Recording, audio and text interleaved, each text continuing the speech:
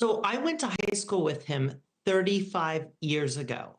And what's remarkable to me is in that amount of time, I've gone to college, I went to law school, I've had a family, I've practiced law, and he has remained in prison all of this time. So when I think back on it, I say, oh my God, the time that they've spent in prison is overwhelming.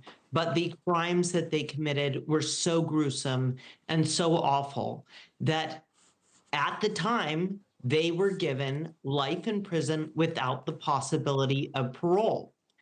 I have now practiced criminal defense for a very long time. I have never seen so many family members of the victims come to speak on behalf of the people that killed the victims. It is remarkable. It is unheard of. It is unprecedented. And I do think that because of the political climate, because Gascon is down in the polls, this is not an easy call to make. There's a lot of things that can happen in this case in very short order. You know, I was thinking about that as the family stood outside the courthouse, and I thought, is the family doing Gascon a huge favor right now by softening anybody out there who's against releasing these Menendez brothers, softening the decision that maybe he's already made to release them, making it easier for Gascon to release them without getting any blowback because, for God's sake, here are 20 family members saying, do the right thing.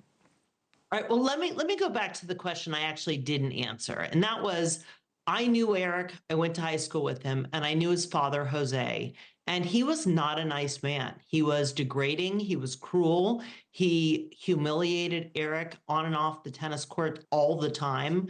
I was not in that bedroom, so I don't know if the sexual molestation took place or not, but I can certainly say that this was a really nasty, nasty man. And that was sort of a universally held belief. I also know that the first trial, there were 50 witnesses on behalf of Erik and Lyle, two different juries, both hung said, we really can't decide. And there was this middle ground that was a imperfect self-defense argument. And they could have found for manslaughter. And if they found for manslaughter, they would have been given a maximum of 11 years per each parent of 22 years. And so they would be out.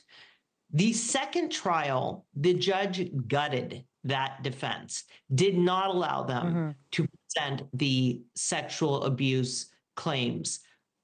Times have changed. Do I think more of that evidence would be in now? Yes. Do I think that this letter that has surfaced that preceded the murders, where it does corroborate one of the witnesses that testified at the first trial, is that new evidence? I do believe that that is new evidence. Is it substantial? It's pretty substantial. So there are legal issues here, but is Gascon going to simply say, I want these boys to be resentenced?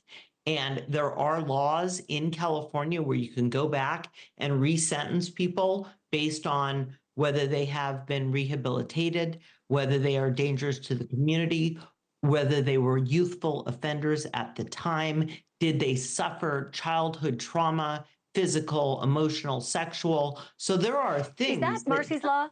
Because let me jump in only for a moment, because there are two tracks Mark Garagos keeps talking about, and he's their lawyer now. The track number one is the resentencing, where under the law, these guys are now considered victims under Marcy's Law, and they can consider readjusting the length of that sentence, and then that's done. The other track is the full-on get me out of here, habeas corpus, you're holding me illegally. I mean, literally holding the body is habeas corpus. That's what it means. And that is another track whereby the evidence would come in of the letter saying that we did the wrong thing by not allowing that evidence in, and we shouldn't be holding them. Right. And I don't think that Mark Garagos is probably going to win on that issue, on the habeas corpus issue, because it's ultimately up to the judge. It's not up to the district attorney's office. And will these boys be retried with new evidence reintroduced? I think it's more likely that Gascon will recommend a resentencing. where he says that given the rehabilitation, given this new evidence, given all of the statements that were given today through Marcy's Law, where remember, all of these people are considered victims. These are the nieces, the nephews, the sisters of the man and the woman who were slaughtered by their children, and they are saying, let them out. Thanks for watching. Go to joinnn.com to find NewsNation on your screen. And don't forget to click the red subscribe button below to get more of NewsNation's fact-driven, unbiased coverage.